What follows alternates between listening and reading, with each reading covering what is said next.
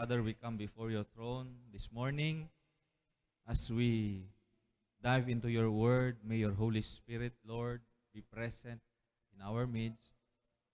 Be present to minister the word that your servant will speak this morning. Panginoon, sa umagang ito, inaanyayahan po namin ang pagsama, ang pangunguna ng banal mong Espiritu sa aming buhay, sa pamamagitan ng kapahayagan ng mga salita mong ito, Panginoon. We pray that the blood of Jesus Christ, ang dugo ng Panginoong Hesukristo na dumanak sa krus ng Kalbaryo ang siyang tumakip sa amin ngayong umagang ito, upang hindi po maghari ang anumang gawa ng kadiliman o ang gawa ng kaaway sa pangalan ng Panginoong Hesus. We pray, O Lord God, and we cast out every form of sickness, we cast out every form of hindrance. In the mighty name of Jesus Christ, we cast them out of this place right now. Wala kang kapangyarihan, wala kang puwang sa lugar na ito sa pangalan ng Panginoong Hesus. Wala kang puwang sa puso at isip namin in the name of Jesus Christ. Lord, Holy Spirit, minister to your people this morning as we worship you by listening to the Word of God. In the name of Jesus Christ we pray. And all of the people of God say, Amen. Palakpakan natin si Lord. Ayan, glory to God. So, kahapon, 2 days ago, ay galing po kami ng Prophetic and Supernatural Workshop, Level 1, sa River of God, Galleria. And mayroon po kami 3 kasama. Okay?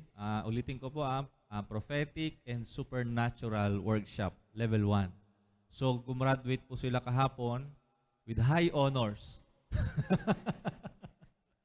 Ayan, kasama po natin doon si Jordan, si Ate Denel, tsaka si Dave. Tayo nga po kayong 3. Ayan, tingnan niyo po sila. Ayan, 3 sila. Ayan, mga propeta na sila. De, joke lang. Nag-aral po sila tungkol sa prophetic. Ano po ba ibig sabihin ng prophetic? Okay? So, prophetic ministry, I mean. Alright? So, dito po kasi sa ating ministry, we are flowing in the apostolic and prophetic anointing. Pag sinabi pong apostolic and prophetic anointing, yun po kasi yung tinuturo ng Bible. Okay? Pag binasa nyo po dito sa Ephesians chapter 2, verse 19.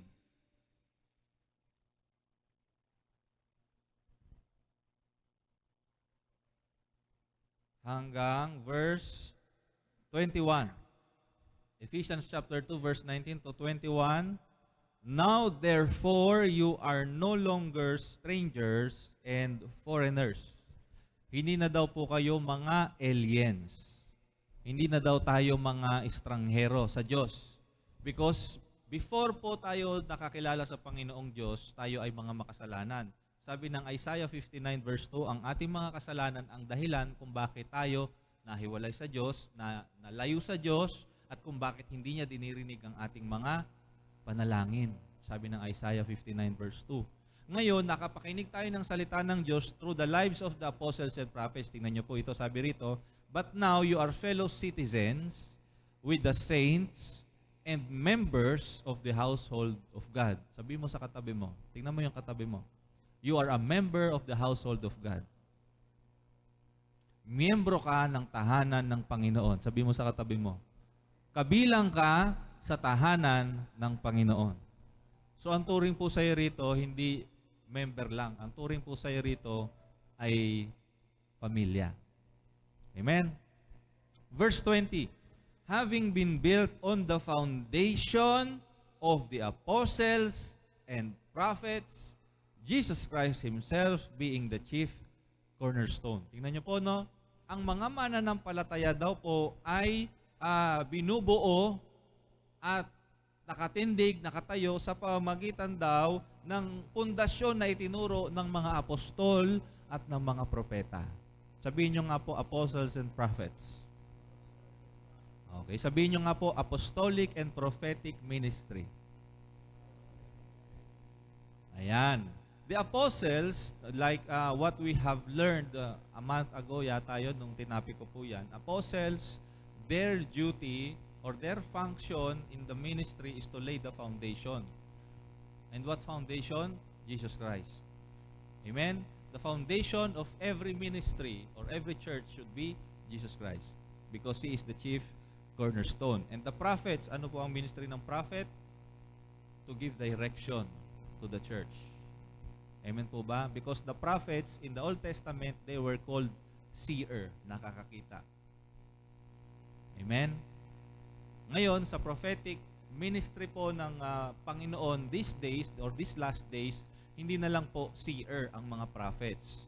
They are also hearer, they are also feeler. Nararamdaman nila, naririnig nila, nakikita nila.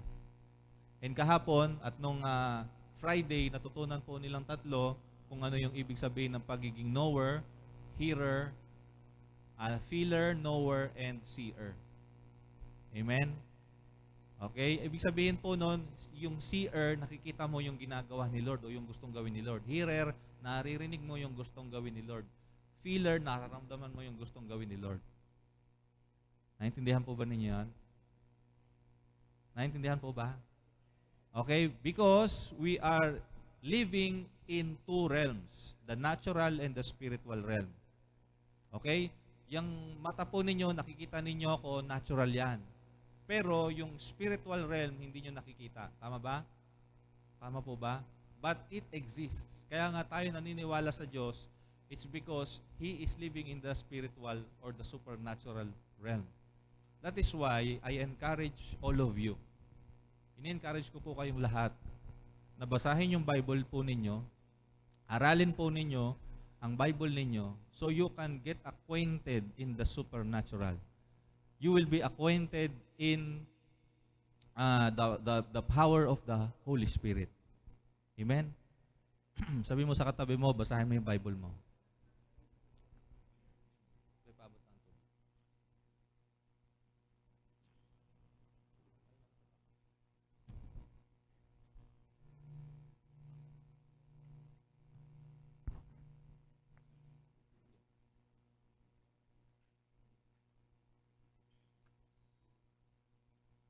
Okay. So, ngayong umaga po ay pag-usapan po natin itong topic natin, the next revival and great awakening. Basahin nga po ninyo, 1, 2, 3, go.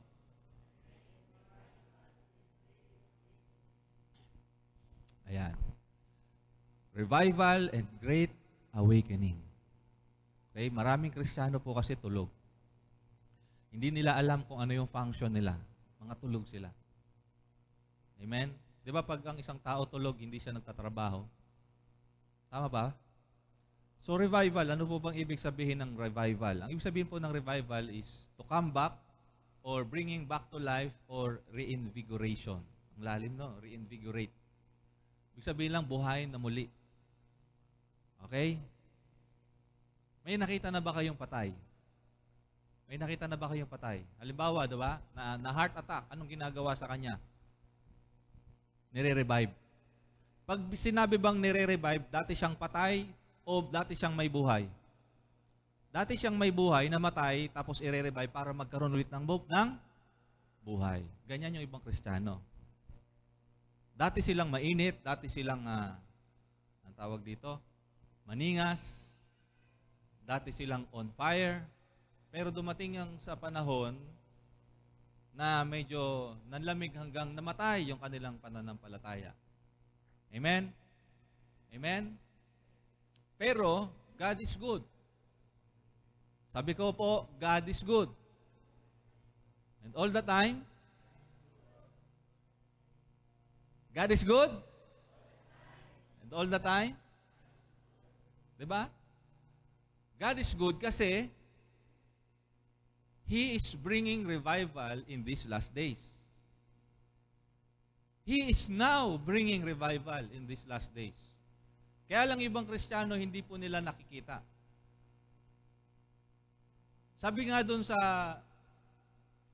I think in Isaiah 43 verse 19, sabi ni Lord, behold, I am doing a new thing. Can you not perceive it? Pakibukas nga po natin sa Tagalog yun.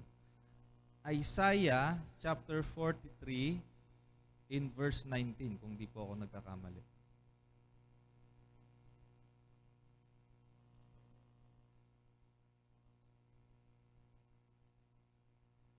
Sa Tagalog po.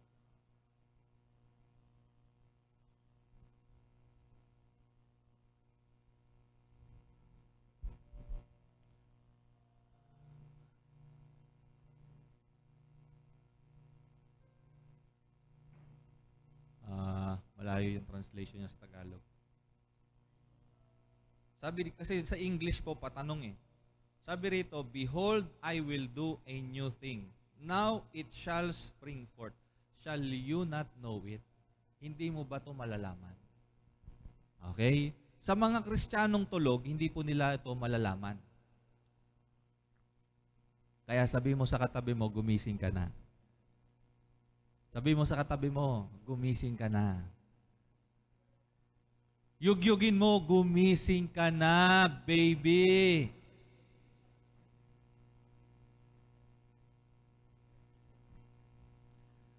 Bakit po tulog? Ano ba yung dagdag sa antok? Ano yung nakakatulong para ikaw ay antukin? Madilim. Tama ba? Pag hindi madilim, hindi ka naman naantokin eh. 'Di ba? Pagka nga medyo mababaw pa yung tulog mo tapos biglang may nagbukas ng maliwanag na ilaw, mumurahin mo pa yun eh. Hindi, joke lang. Kristiyano na kayo eh. 'Di ba? Medyo magagalit ka, magre-react ka. Tama ba? Kasi kakatulog mo lang eh. Okay. Ang Kristiyano po natulog dahil madilim. Ano ba yung madilim? Ibig sabihin ng madilim. Hindi po literal na madilim. But it speaks of the darkness of the world.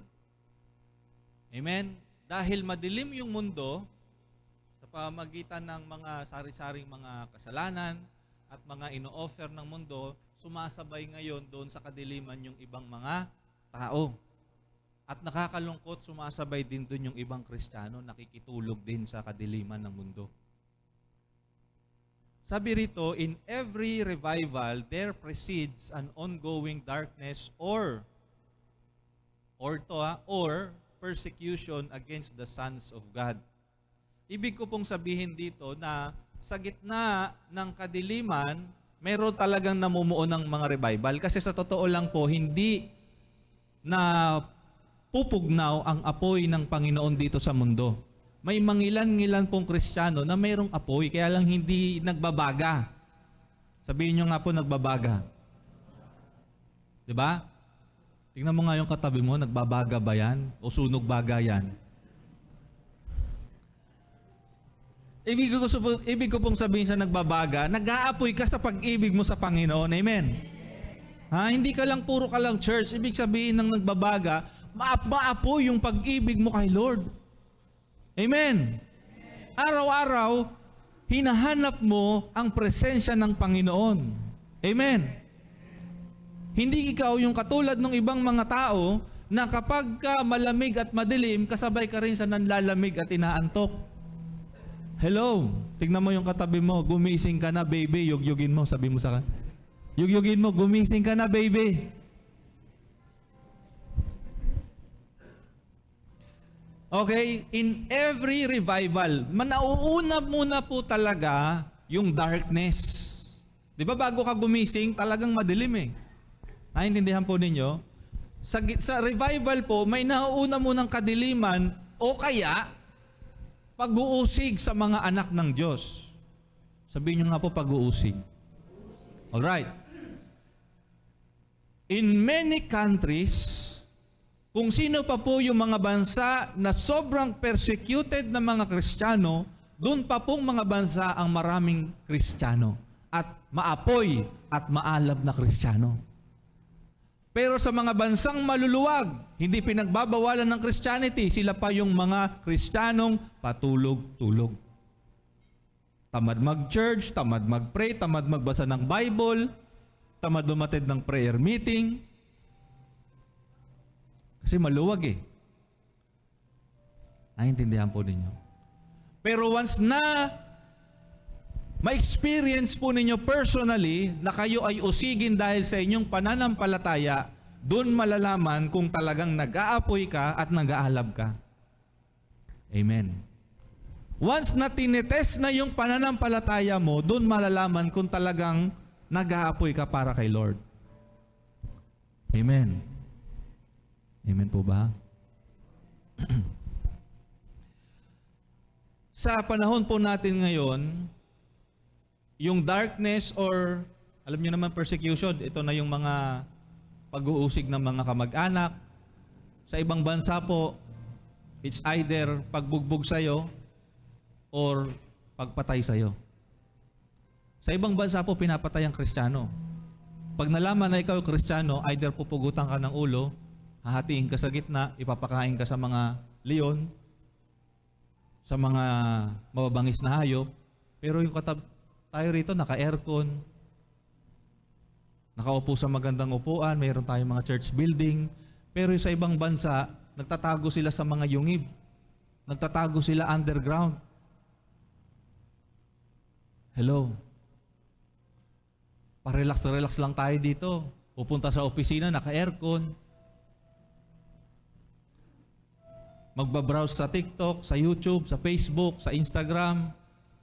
Mag-ML o kung ano man yung laro sa cellphone. Diba? Pa-relax lang tayo dito eh.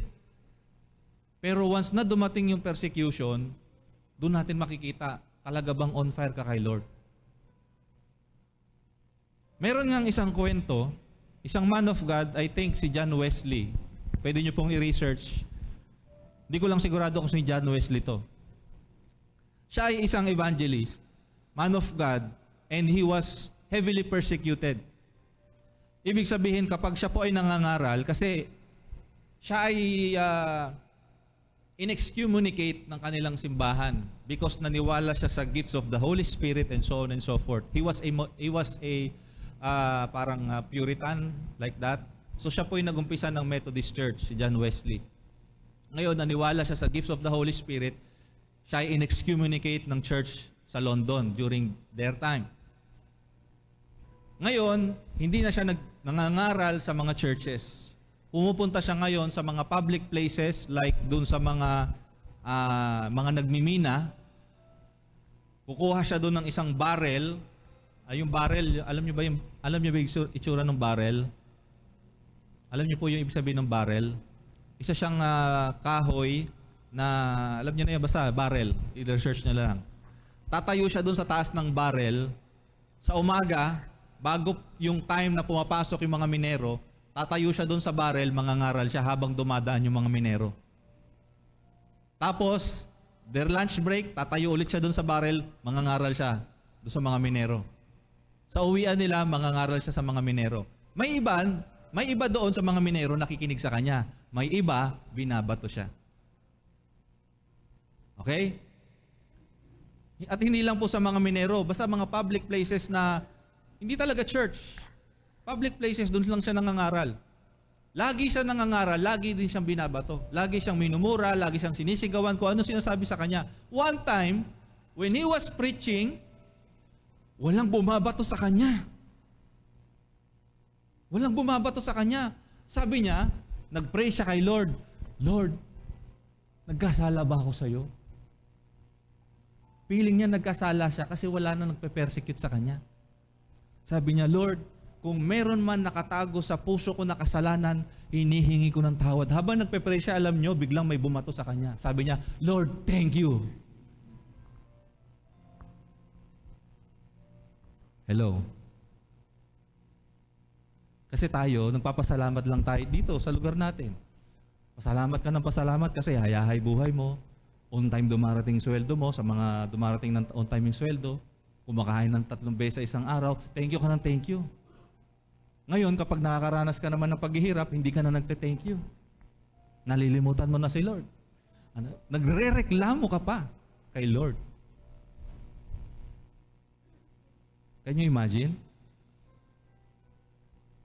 Sabi nga ni Apostol Pablo dun sa sulat niya sa mga taga-Tesalonica, in everything give thanks. For, may kasunod yun, for this is the will of God for you. In everything. Tapikin mo yung katabi mo. Huwag ka ng reklamador. Tapikin mo yung katabi mo. Sabi mo sa katabi mo. Tapikin mo siya. Huwag kayong tumingin sa akin. Tapikin mo yung katabi mo. Sabi mo sa kanya, huwag ka ng reklamador, baby.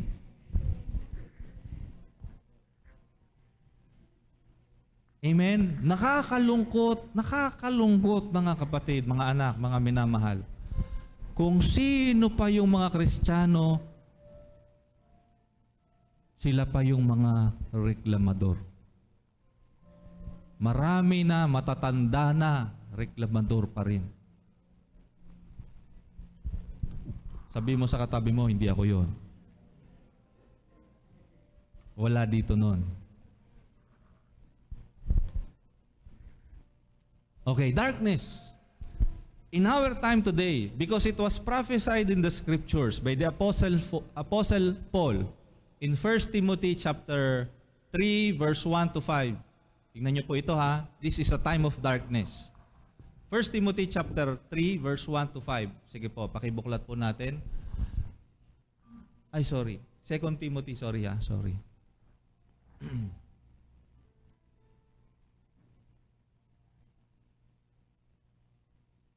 Okay. Tingnan niyo po ha. But know this. Tingnan niyo po yung word ha. Gusto kong malaman niyo ito, sabi ni Apostol Pablo. Know this, in the last days, perilous times, dark times will come. Okay? Verse 2. Men will be lovers of themselves. Ang mga tao, mas mahal na nila yung sarili nila. Next, lovers of money. Boasters, proud, mga mayayabang, matataas ang ere. Blasphemers, ano po ibig sabihin ng blasphemer? Nilalapastangan po nila ang Bible, nilalapastangan nila si Lord. Nakita niyo po ba yon yung isang drug si Pura? Nakita niyo po ba yon yung ginawa niya? It's blasphemy. Hindi lang po dito sa Pilipinas nangyayari yan. Sa ibang bansa, mas lalo na. They are tearing the Bible sa kanilang mga gathering. Sinusunog nila yung Bible. Okay? We are in the last days. Disobedient to parents. Alam niyo po yung generation ngayon ng mga kabataan, marami na po. More than, ito po sa aking opinion lang ha, I think more than 60 to 70% of the generation today are disobedient to their parents. Do you agree? Kung sa panahon nga namin, nagdi-disobey na kami sa parents namin uso pa yung palo noon. Pinapaluhod pa yung iba sa asin noon. O kaya sa munggo. Pero nagdi-disobey pa rin. Ngayon, mga sensitive na. Diba? Dati, pagka nabangga ka dito, wala lang. Dire-diretso ka lang. Diba? Mga 80s, mga ganyang panahon, nabangga ka. Walang react. Mga 90s kids, sabi, Raya, nagre-react na. Mga millennial, mga 2000, ouch! Gano'n na. Diba? Pag yung mga Gen Z naman ngayon, mga Gen Z, oh mommy, it hurts! Diba? Sobrang sensitive na. Kaya pag pinalo mo, pag galit ka, sila pa mas galit sa'yo. Hello? Nagiging mas nasusunod na yung anak kaysa sa magulang. Tama ba? It's the generation today. Nangyayari na po ito ngayon, mga kapatid. Okay, sunod. Unthankful and unholy. No? Hindi na sila mga grateful.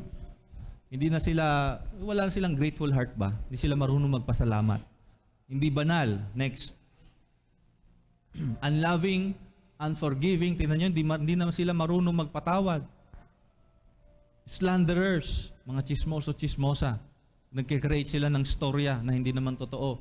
and without self-control. Walang pagpipigil sa sarili. Brutal, despisers of good, verse 4. Traitors, sabihin ng traitors, walang loyalty. Kanina lang magkasama tayo, bakit ngayon? Iba na. Headstrong, ano yung sabihin ng headstrong? Ganon din, mayabang din eh. Haughty, yan din, mayabang din yon. Lovers of pleasure rather than lovers of God. Verse 5. Having a form of godliness, but denying its power, and from such people, turn away. Amen? So, we are in that season right now, my brothers and my sisters. Nandoon na tayo sa panahon ngayon. We are living in dark times. Amen? We are living in dark times. And during these times, there is such an advancement of the satanic agenda. Makikita po ninyo yun, ano po ba yung mga satanic agenda? Kita po ninyo sa mga palabas ngayon sa telebisyon, sa mga movies, sobra na prominente yung violence, prominente na yung pagmumura, kahit sa Netflix, kahit minsan sa national TV, may nagmumura na. Hello? Mayroon ng mga explicit scenes sa telebisyon, sa cable TV. Hello? Actually, kayang-kaya ng ma-access ng 3-year-old, 4-year-old, 5-year-old ninyo yan. Sa cellphone. Iaaga-aga niyo binibigyan ng cellphone yung mga anak ninyo. Tapos hindi niyo binabantayan kung anong pinapanood. They have access to the satanic agenda, hindi niyo lang alam. Okay? Ano pa? During these dark times, we are prone to deception. Apostasy, ibig sabihin ng apostasy, yung pagtalikod sa katotohanan. Yung tama, nagiging mali na. Yung mali, na yun na yung tama. Naintindihan po ninyo? Nangyayari na ngayon yan. Kung ano yung tama, yun ang tingin ng tao na mali. Amen. Worldliness and humanism or self-centeredness. Okay? And next sabi dyan, Satan is against revival. Ang diablo po, ayaw niya ng revival. Ayaw niya ng maging maalab at maging maapoy yung mga tao sa kanilang relasyon sa Diyos. Ayaw ng Satanas yan. Kaya nga po, his prime targets, basahin niyo po, 1, 2, 3, go. His prime targets are our children, the next generation. Bakit? Because 0, 1, 2, 3, 4, 5, 6, 7, 8 hanggang 9 years old. According to the study ni si Barna Group. Okay? Na sinabi po ni Teacher Elmer ng Child Evangelism Fellowship. According to that study, children 0 to 9 or 4 to 9 years old, sila pa po yung madaling ma-disciple or madaling sharean ng Word of God. Amen. Pero some 10 or 20 years ago, that was 4 to 14 years old. Sa mga millennials, yung mga edad namin, kami yon. Okay? 4 to 14 years old, that is the golden age to disciple your child. Pero ngayon, sa generation ngayon, bumaba na hanggang 9 years old na lang. Ibig sabihin, pag yung bata ay tumuntong ng 10 years old above, tumitigas na yung puso niya. Kasi na-expose na siya sa iba-ibang tao. Sa barkada, sa telebisyon, sa cellphone, kung saan-saan pa. At nakakalungkot, I think, ngayon, sa generation natin, sa year natin ngayon, sa season natin ngayon, baka mas bumaba pa yun. Hello? Because Satan, you know, his prime targets is your children, is the next generation. Naintindihan po? Alam niya yun eh. Alam niya na madaling turuan ang bata. Kaya kapag nakuha na niya yung bata sa murang edad niya, hayahay na si Satanas. Sabi nga ni Teacher Elmer yung mga matatanda, wala, natikman na ni Satanas yan. Wala na siyang pakialam dyan. Ang gusto niya ngayong silain, ang gusto niya ngayong gawing disciple ay yung mga bata. Naintindihan po ninyo? Gusto ni Satanas na hindi magbasa ng Bible yung mga bata, hindi sila mag-pray, hindi sila mag-church, hindi sila magkaroon ng personal relationship kay Lord. Amen? Kaya nga po nakakalungkot na mayroong ibang mga magulang, sasabihin nila, yung mga anak nila na lang mag-church, okay na kami dito sa bahay, ipag-pray na lang kami, pastor. Diba? Nakakalungkot. Okay. Ito po yung storya sa Exodus chapter 1. It is the story of Moses. And I think some of you are familiar in this story.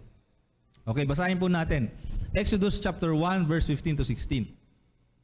The king of Egypt spoke to the Hebrew midwives, of whom the name of one was Shiphrah, and the name of the other Puah. And he said, when you do the duties of a midwife for the Hebrew women, and see them on the birth stools, if it is a son, then you shall kill him. But if it is a daughter, then she shall live.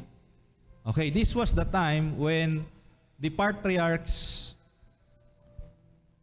Abraham, Isaac, and Jacob ay namatay. At sila po ay nailibing doon sa Egypt, particularly in the land of Goshen. And all of the sons of Jacob also were buried in Egypt. And there arose a king who did not know Joseph. At ito na yung hari na ito ng Egypt. Itong hari ng Egypt na ito is a parallel to Satan, or the god of this world. He does not want the children of Israel to be born. The children of Israel, pag binasa nyo po yung history nila from Genesis, they were called the sons of God. Sabihin nyo nga po, mga anak ng Diyos. Okay? The king of Egypt, who is a parallel to Satan, he does not want for the male children of the Israelites to be born. Bakit? Bakit ayaw ng hari ng Egypt na maipanganak yung mga lalaking anak sa Israel? Dahil kapag lumaki yung mga lalaki na yon, sila yung mga magiging warriors. Sila yung magiging soldiers. Sabihin nyo nga po, warriors. Sabihin nyo nga po, warriors! Diba? At inisip nung hari ng Egypt, pagka dumami yung mga anak na lalaki nitong mga Israelita, baka mag-isip sila, magsama-sama sila, at sakupin. Sugpuin tayo. Yun yung ayaw ni Satanas. Hello? Next slide. Satan wants to kill the babies who would be potential warriors against him and his kingdom. Okay? Paano po nangyayari ngayon yan sa panahon natin? Through abortion. Hello? Sexual identity confusion agenda. Yun, alam nyo po ba na yung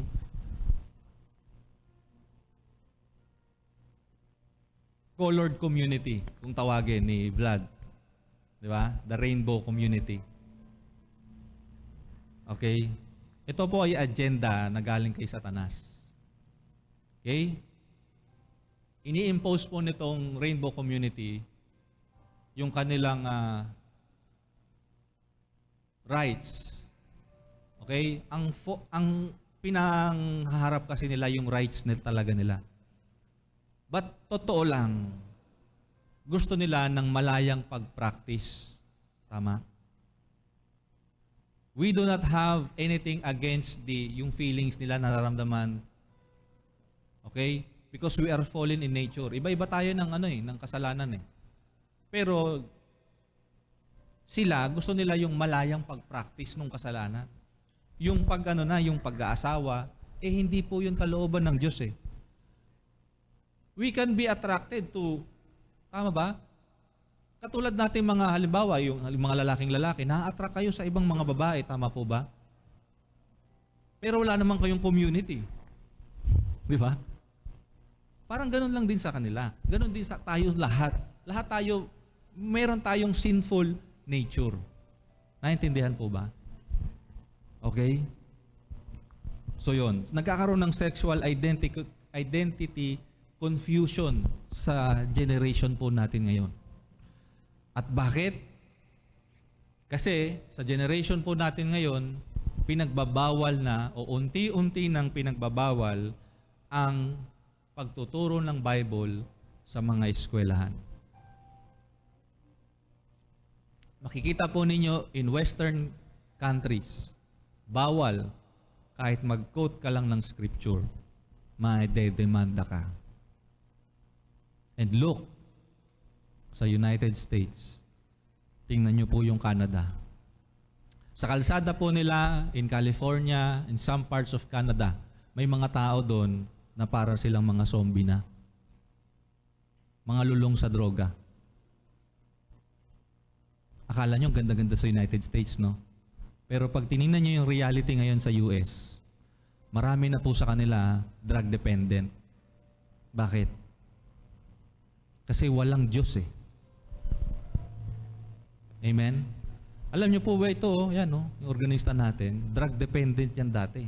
Tama ba? Malayo yung magulang niya. Yung nanay niya, hindi siya naaaruga dito sa Pilipinas. Tama? Tama ba? Pag nandito naman, makikipag-usap sa mga kumare niya kung ano yung sinasabi sa kanya. Tama ba?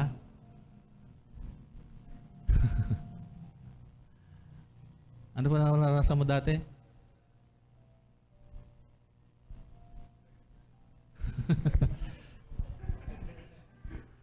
Diba? Sa sobrang lungkot ng kanyang childhood, while he was growing up, naghanap po siya ng outlet para mawala yung sakit, yung hurt na naramdaman niya from his experience toward his parents. At doon niya nakilala si shabu. Doon niya nakilala yung sigarilyo. Doon niya nakilala yung alak. Naintindihan po niya. Pag hindi po makilala ng bata si Lord, iba yung makikilala niyang Diyos paglaki niya. Sa iba yan dedepende. Amen. Ako rin po, nakilala ko si alak, nakilala ko si babae, nakilala ko si sigarilyo, nakilala ko si Dota. Naintindihan po ninyo? Pag hindi po nakilala ng bata si Lord, iba yung kikilalanin niyang Diyos. Amen? Okay, next slide. Inutos po nung hari ng Egypt do sa mga kumadrona na kapag ipinapanganak na daw yung mga anak ng Israel ay patayin. Pero ang trabaho ng kumadrona ay tulungan yung nanay o yung magulang na maipanganak, mailuwal yung bata. The midwife's duty is to help the babies to be born. Exodus chapter 1:17 sabi rito, "But the midwives feared God and did not do as the king of Egypt commanded them, but saved the male children alive." Amen?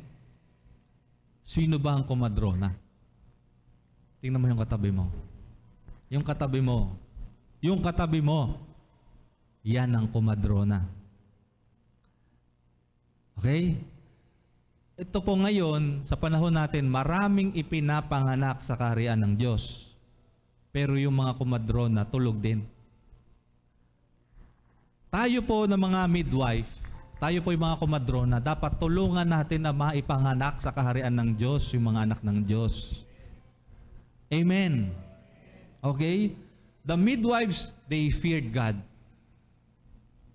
Sabi dan sa Exodus 1 verse 20 to 21, therefore, tingnan nyo po pag tinulungan nyo po na maipanganak yung mga anak ng Diyos, makilala nila si Lord, sabi rito, therefore God dealt well with the midwives, and the people multiplied and grew very mighty. And so it was because the midwives feared God that He provided households for them. Sabi sa next slide, if you deal well with God's children, God will provide for you. Wala nag-amen. If you deal well with God's children, God will provide for you. Hello? Sino yung mga life group leaders? Life group leaders, taas niyo yung kamay ninyo, mataas, huwag kayo maya. If you deal well with your life group members, God will provide for your needs. Sa ngayon kasi po, taas ang mga magulang, taas ang kamay. Midwife din po kayo. Okay? Kayo mga magulang, tayong lahat, life group leaders po tayo. Minsan kasi ang isip natin, labas ka ng pera parang walang nangyayari. Diba? Tama ba? Pero kapag tsinaga mo, yung inaalagaan mo, darating po yung panahon, sila naman yung mag-aalaga rin sa'yo. Tama ba? Tama ba? Basta tama yung pag-aalaga mo. Okay. Parents. Next slide. Parents, you do not just give birth to them. You nurse and nurture them. Oh. Meron kasi mga magulang, yung tawag dito, maipanganak lang, tapos na yung trabaho nila. Nailuwal lang. Wala silang plano na alagaan. Kaya po dito sa church, mga kapatid, ay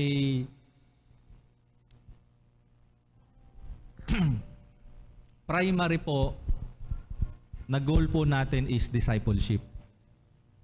Amen? Hindi lang po madala kayo sa church, but also to disciple each and every one of you. So meron po tayong discipleship system, okay, na ginagamit po ngayon so that hindi lang kayo maipanganak, but also to nurse you and to nourish you. Amen. Amen. Sabi rito sa Exodus chapter 2 verse 1 to 10, and a man of the house of Levi went and took as wife a daughter of Levi, so the woman conceived and bore a son. And when she saw that he was a beautiful child, she hid him 3 months. But when she could no longer hide him, she took an ark of bulrushes for him, daubed it with asphalt and pitch, put the child in it, and laid it in the reeds by the river's bank. And his sister stood afar off to know what would be done to him. Then the daughter of Pharaoh came down to bathe at the river, and her maidens walked along the riverside. And when she saw the ark among the reeds, she sent her maid to get it. And when she opened it, she saw the child, and behold, the baby wept. So she had compassion on him and said, "This is one of the Hebrews' children." Then his sister said to Pharaoh's daughter, "Shall I go and call a nurse for you from the Hebrew women, that she may nurse the child for you?" And Pharaoh's daughter said to her, "Go." So the maiden went and called the child's mother. Then Pharaoh's daughter said to her, "Take this child away and nurse him for me, and I will give you your wages." So the woman took the child and nursed him, and the child grew, and she brought him to Pharaoh's daughter, and he became her son. So she called his name Moses, saying, "Because I drew him out of the water." So mayroon daw bata na naipanganak sa dalawang mula sa lahi ni Levi. At nagkaroon sila ng anak, ang pangalan daw ay si Moses. At dahil nga nung panahon po na yon ay pinapatay yung mga baby, ang ginawa po nung nanay ay gumawa siya ng isang basket, okay? At ito ay nilagay daw dun sa gilid ng ilog. And one time daw, naliligo daw doon yung anak ng paraon ng Egypt. At nakita niya na mayroong basket dun sa gilid ng ilog. Pagkatapos, ilutusan niya yung kanyang katulong na kunin yung basket. Pagbukas ng basket, merong bata. Tapos, yun pala, habang nandoon yung basket sa gilid ng ilog, ay nanonood o binabantayan ng kapatid ni Moises yung basket. Ngayon, nung nakita niya na kinuha na nung anak ni Pharaoh yung basket, lumapit ngayon yung kapatid niya. Si Miriam yon. Sabi niya, anak ng ano yan, ng Israelita. Gusto mo ba tumawag ako ng babae na mula sa Israel para pasusuhin yung batang yan? At ang sabi ng anak ng Paraon, sige, tawagin mo yung nanay ng batang yan para pasusuhin. Naintindihan po ninyo? Tinawag yung nanay. Amen? Tinawag yung magulang. Amen? Kasi hindi po pwedeng iasa sa ibang tao yung pagpapalaki dun sa anak. Amen. Amen. Okay? Ang sabi nga dito sa Proverbs chapter 22 verse 6, train up a child in the way he should go, and when he is old, he will not depart from it. Kaninong trabaho po yan? Kaninong trabaho po yan? I-train yung bata. Meron po akong binabasa ngayon na material, ebook, libreng ebook siya about family discipleship. Okay? Sa loob po ng tahanan talaga dapat nagsisimula ang discipleship. Okay? Train up a child in the way he should go, and when he is old, he will not depart from it. Ephesians chapter 6 verse 4, sabi diyan, and you fathers, sa ibang translation po yan, yung mag-asawa talaga yan, hindi lang yung father. Parents, do not provoke your children to wrath. Huwag daw nating, ano tawag dito, yung i-provoke. Ano ba yung sabihin ng provoke sa Tagal? Parang udyukan na magalit yung mga anak natin sa atin. Kasi po sometimes, minsan sa pagdidisiplina po natin sa ating mga anak, nauunahan tayo ng emosyon. Tama ba? Yung ibang mga magulang kasi masyadong emosyonal eh. Pagka nagkasala yung anak, ano agad? Dadampot agad eh. Palo agad, hindi mo na kausapin ng maayos. Tama ba? Do not provoke your children to wrath, but bring them up in the training and admonition of the Lord. Sino yung sinasabihan dito? Yung parents. Bring them up in the training and admonition of the Lord. Amen. Then, sabi rito, let them see the burden for God's people. Kailangan po nilang makita yung pangangailangan ng mga anak din ng Diyos. Katulad nung nangyari kay Moses. Nung siya ay lumaki, okay, nung siya po ay lumaki, sabi rito sa Exodus chapter 2 verse 11, now it came to pass in those days when Moses was grown that he went out to his brethren and looked at their burdens. Kailangan po ninyong i-expose ang inyong mga anak sa katotohanan ng nangyayari sa ibang mga bata. Amen po ba? Huwag niyo pong palakihin yung inyong mga anak na sa komportableng buhay lang. 'Di ba? Gusto niyo lagi silang naka-aircon. Ayaw niyo silang mag-commute. Si Kyle? Kyle, ilan taon ka na? 11. Marunong na mag-commute yan. Tinuruan mag-commute. Saan yung school mo? Dito sa Molino Elementary. O, nagko-commute na mag-isa yan. Yung iba, pag pinapasok sa school, lumahabol pa sa nanay. Okay? So, when Moses was grown, he went out to his brethren and looked at their burdens. Kailangan po ma-expose yung mga bata. Okay? Ma-expose yung mga anak natin sa realidad ng buhay. Huwag niyo po silang palakihin sa isang fantasy. Huwag niyo po silang palakihin sa Disneyland. Hindi po totoo yun. Diba? Ang pinapakita sa Disney, happily ever after. Wala na yung pagkatapos ng kasal. Hello? Kailangan ma-expose po yung, kahit sa murang edad nila, ma-expose po sila sa katotohanan ng buhay. Mayroong kahirapan. Mayroong mga nagugutom. Kaya nakakatuwa yung dati pagpapalaki sa atin, di ba? Yung mga kaidaran ko dyan. Di ba? Pag pinapakain tas hindi mo naubos, sasabihin sa'yo ng nanay mo o kaya ng tatay mo, ubusin mo yan. Yung ibang bata nga, walang makain eh. Tama? Lumaki kami sa ganun eh. Paulit-ulit. Paulit-ulit. Kaya ngayon, nung lumaki ako, alam niyo po ba, laging ubos yung laman ng plato ko. Kasi ayoko may masayang eh. Bakit? Kasi bukod doon sa sinasabi ng nanay ko na maraming batang nagugutom, sinasabi pa niya yung buhay niya nung nadoon sila sa probinsya. Sila yung nag-aani, nagtatanim ng palay. Kayo rito, pahaya-hayahay lang kayo dito. Ginaganon ako ng nanay ko. Sasabihin ngayon ng mga bata ngayon, ano ba to si mama? Ang dada. Yung mga bata ngayon, ganyan. Ayaw ng ano. Ayaw ng pinapangaralan. Hello? Pag pinapangaralan ng nanay, nagre-reklamo, nagre-rebelde, lumalayas, naghahanap ng jowa. Kailangan po malaman nila yung totoong nangyayari. Bigyan ko kayo ng examples. Meron akong mga sinulat dito. May mga bata, out of school youth, hindi nakapag-aral. Maraming dahilan. It's either walang pera yung magulang, it's either kailangan magtrabaho sa murang edad ng bata. 'Di ba? Panoorin niyo yung mga ano yung pinapanood natin? Eyewitness. Panoorin niyo po yung mga documentary. Wala silang choice. 4 years old, 5 years old, 6 years old. Kailangan nilang samahan yung mga magulang nila doon sa bundok. Ipapanood niyo sa mga anak niyo. Kaya ako po I am blessed because napapanood ko yung mga ganun dati kahit bata pa ako. Okay? Kailangan po alam ng bata yung history. Hello? Hello? Kailangan po inaaral. Tulungan nyo silang lumingon sa pinanggalingan ninyo.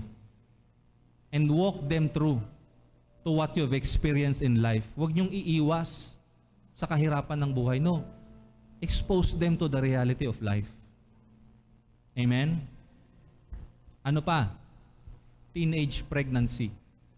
Talamak po ngayon, high percentage of teenagers today, actually below 13, may mga nabubuntis na. Because lack of knowledge, lack of education. Ano pa? Exposure to drugs. Okay? Exposure to troubles. Diba? Mayroong mga estudyante nakikipag-away na sa mga kaklase. May mga nakikipagpatayan na nga eh. High school pa lang.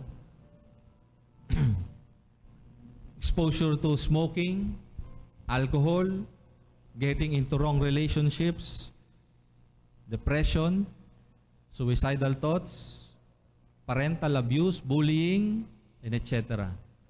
Tama ba? Nangyayari ba ngayon yan? So, we must see the reality. Bakit? So, when or as you grow up, magkaroon kayo ng burden. Sabi diyan, Moses went out to his brethren and looked at their burdens. Pag nakita nyo po yung paghihirap ng iba, mayroong mag-i-stir up ngayon sa puso ninyo, paano ba ako makatulong sa kanila? Tama po ba? Tama po ba? Sabi rito, kasunod naman dyan is give them opportunity to serve the sheep. Give them opportunity. Actually, lead them to serve. Amen? Halimbawa, sila Ate Denel, pinapatulong niya na magluto sila Josiah. Nagluluto na ng pancake, ng sarili niyang pancake si Josiah. Tama ba? Di ba, Josiah? Oh, marunong na siya magluto ng sarili niyang pancake. Ilang taon ka na?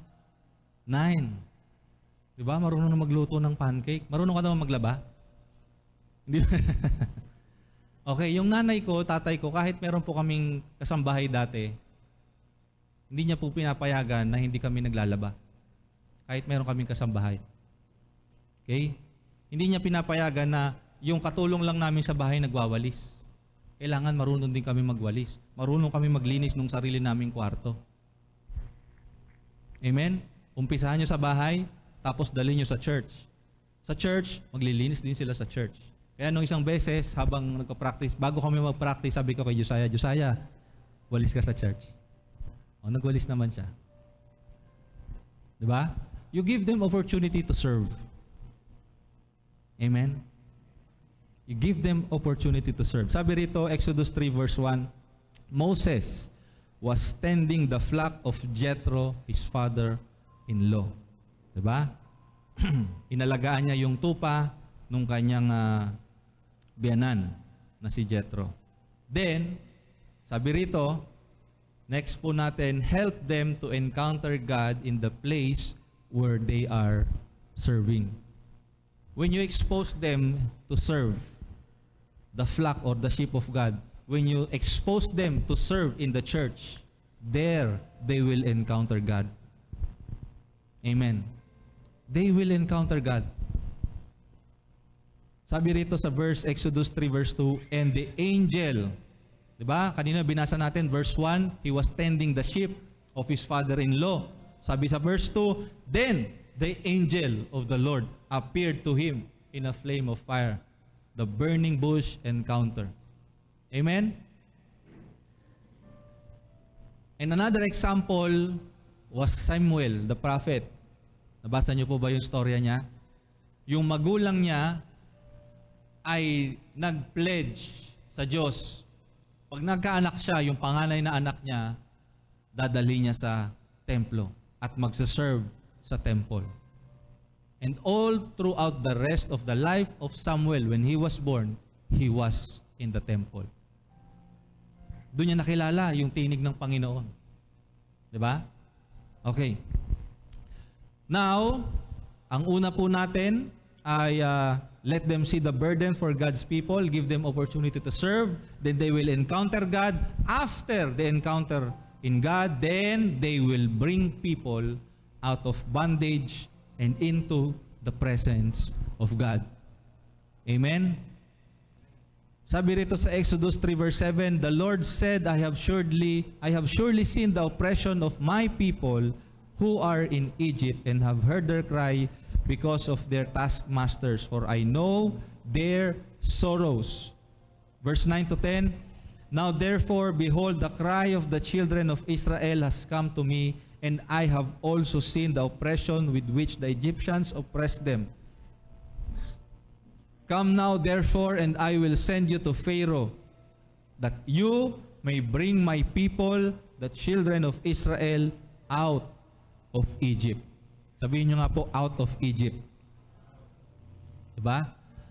When our children encounters God at nakita nila yung burden, okay? Nakita nila yung nangyayari sa physical realm. Nahihirapan yung mga klase nila.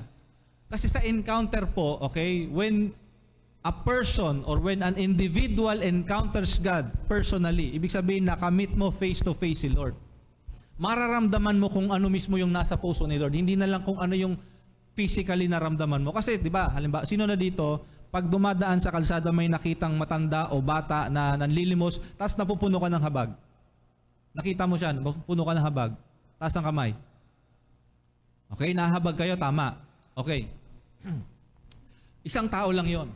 Pero dito, halimbawa, sino dito, taas ang kamay, hindi nyo pa nakikita yung mga tao, punong-puno ka na ng habag.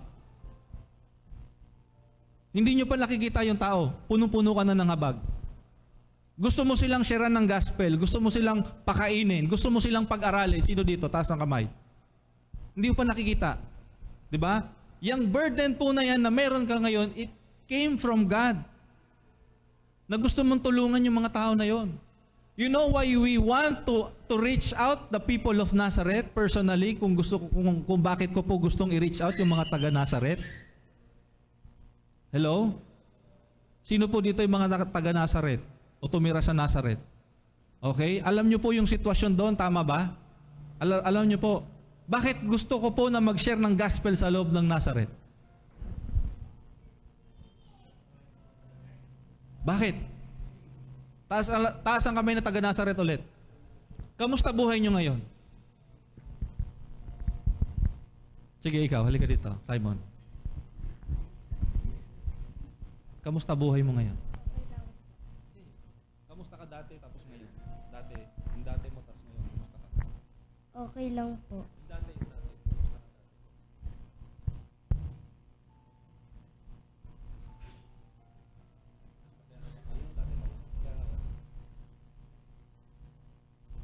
Okay lang po yung dati tsaka ngayon po. Okay, okay lang daw. O ikaw, Jester, halika. Kamusta ka dati, kamusta ka ngayon?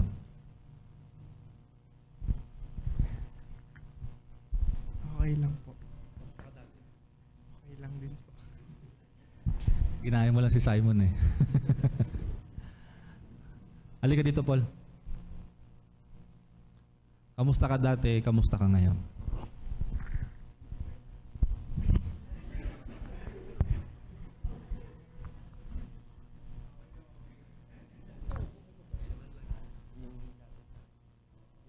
Dati po, yung dati po, lagi po akong malapit sa gulo, lamura, then ano po, nagano na rin po sa bisyo. Then ngayon naman po, okay rin po. Wala nang bisyo. Oh, praise God. Palakpakan natin si Lord. Okay? Kasi meron po akong vision eh. Mayroon akong vision na ang gospel kaya pong i-transform ang buhay ng tao. Amen? So, marami po sa inyo ngayon ay bunga po ng ministry na ito. Ibig pong sabihin, itong ministry na ito yung ginamit para makilala nyo si Jesus, unang-una. Pangalawa, para gamitin kayo ni Jesus para naman sa iba. Amen po ba? Okay? Hindi lang para maupo kayo sa church. Alright? Because He called you, kaya kayo na born again, to bring God's people out of Egypt. Amen? It's our call. Kaya ka pinanganak sa mundong ito, kapatid. Kaya mo nakilala si Kristo is to bring people out of this world. Hey, hello. It's our call to bring people out of this world. Amen. Out of Egypt, out of the hand of the enemy, out of the hand of Satan. Hindi nyo po magagawa yun kung kayo mismo pa-holding hands nyo si Satanas. Naintindihan po? Naintindihan? Kaya kailangan bitawan nyo si Satanas muna. Saka nyo akayin yung kapatid ninyo papunta kay Lord. Amen po ba? Okay? You need an encounter with God. Pag na-encounter nyo si Lord, sabi dyan, you will bring my people out of Egypt. Amen? Doon na nangyayari yung revival. Nagkakaroon na kayo ng burden. Yung mga kapatid, yung mga kakilala ko, kailangan makakilala kay Lord. Amen? Amen? Yung mga kapitbahay ko, dapat makilala si Lord. Amen? Eh, ba, Nanay Lilet? Yung mga kapitbahay, dapat makakilala kay Lord. And He said to them, sabi ng Mark chapter 6:15, and He said to them, go into all the world and preach the gospel to every creature. Walang pipiliin, lahat sesyaran. Amen po ba? Amen po ba? Acts chapter 2 verse 17 to 18, it shall come to pass in the last day, says God, that I will pour out of my spirit on all flesh, and your sons and your daughters shall prophesy. Amen? Your sons and your daughters shall prophesy. Yung mga anak daw natin, mga lalaki at mga babae, maghahayag sila ng salita ng Diyos. Amen. Mga kabataan, taas ang kamay. Mga kabataan, mga bata, kabataan, huwag kayo maya. Taas ang kamay. Alam niyo po ba, sa murang edad ninyo, gagamitin kayo ni Lord. Gagamitin kayo ni Lord. Gagamitin kayo ni Lord. Gagamitin kayo ni Lord. Amen. Josiah, gagamitin ka ni Lord. Sabi mo amen.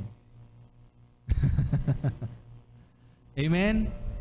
Yung mga anak po natin, amen? Yung mga anak natin, mag-share ng gospel sa mga kaklase nila bago sila mag-uwian o kaya pag recess nila, sasabihin niya sa classmate niya, halika dito classmate, magba-Bible study muna tayo saglit. Amen. Amen. Ginawa ni Pastor Abem yan dati. High school? O high school siya noon. Ikaw ginawa ba? Hindi ka pa Kristiyano noon. Di ba? Rose, Ella, maglilid kayo ng Bible study sa classroom. Yayayain nyo sila ng Bible study kapag recess. Tama ba? Hindi nyo tatanungin kung sino yung boyfriend nila.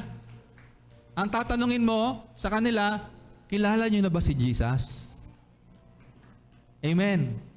Jester, yung mga kaklase mo sa ALS, papakilala mo si Jesus sa kanila. Amen.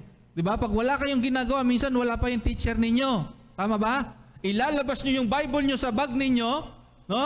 Tapos i-share nyo, sino dito hindi pa kilala si Lord? Hello? Hello? Kaya dadalhin nyo yung Bible nyo sa classroom. Amen? Kahit yung maliit lang na New Testament, pwede. O kaya sa cellphone. Tama? O kung bawal magdala ng cellphone nyo, yung Bible na maliit, dalhin nyo sa classroom. I-share nyo si Jesus. Amen? Kasi nasa inyo Holy Spirit eh. Di ba, Kyle? Kyle?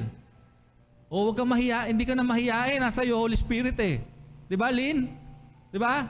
O, ang i-share nyo ngayon sa mga classroom ninyo si Jesus. Pag walang magawa, di ba? Halimbawa, tapos na yung mga quizzes, tapos na assignment, tapos na yung pinapagawa ni teacher, free time. Di ba? Pag-usapan nyo si Lord. Amen po ba? Amen? Ganon din sa mga parents. O free time ninyo. Kausapin yung mga anak ninyo. I-disciple ninyo. Amen? Amen? Palapakan nga natin si Lord. Sabi diyan, your sons and your daughters shall prophesy. Your young men, taas ang kamay, young men, o piling young. Young men shall see visions, mga pangitain, mga ngarap pa rin kayo. Hello? Hello? Meron na ba ditong above 60 na young men? Meron na ba? 60 below, taas ang kamay. 60 below, taas ang kamay. 60 below. O young men pa rin kayo. You will see visions. Mangangarap pa rin kayo para sa mga anak ninyo. Mangangarap kayo para sa sarili ninyo. Yun ay pangarap na galing sa Diyos. Amen? Okay? Pangarapin ninyo para sa sarili ninyo at para sa mga anak ninyo na lumalim sa relasyon sa Diyos. Amen po ba? Kasi ang pangarap ni Satanas, makuha kayong buong pamilya. Malaglag kayo sa impyerno. Kaya pangarapin ninyo na buong pamilya ko, as for me and my house, we will serve the Lord. Amen po ba?